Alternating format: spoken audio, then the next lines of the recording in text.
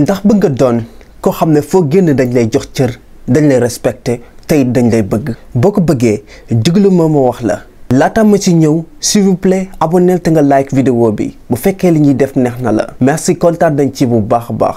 aywa diglul ma wax la ko bi ci njëkk mooy articulate yourself maanaam leeralal sa bopp waxuma la nag nga dem jënd saabu ak diwukaay di diw sa bopp ngir leeral déedéet waxuma loolu mais li mu si jublu mooy lépp luy dugg nay leer bu mel ne xobu garab di talax-talaxi doo xam fooy teg sa tànk lépp la wax ni mën nga ko na fekk nga mën ko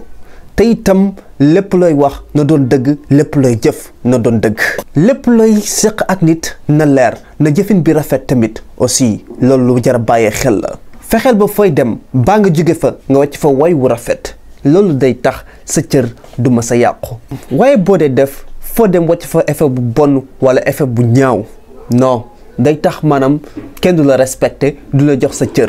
aussi tamit kenn du bëgg a jëflante ak yow ñetteel bi mooy non bàyyil ma yam fii ba ngeen wax ma dollil bu ko defee ma xam ba xam mbir mi intéressé na leen wala intéressé wu leen bu ko defee wan leen yeneen mbir yu gën a garaaw nga xam ne maanaam nit ñi danañ la bëgg tey dinañ la respecté gars yi abonné leen te ngeen like vidéo bi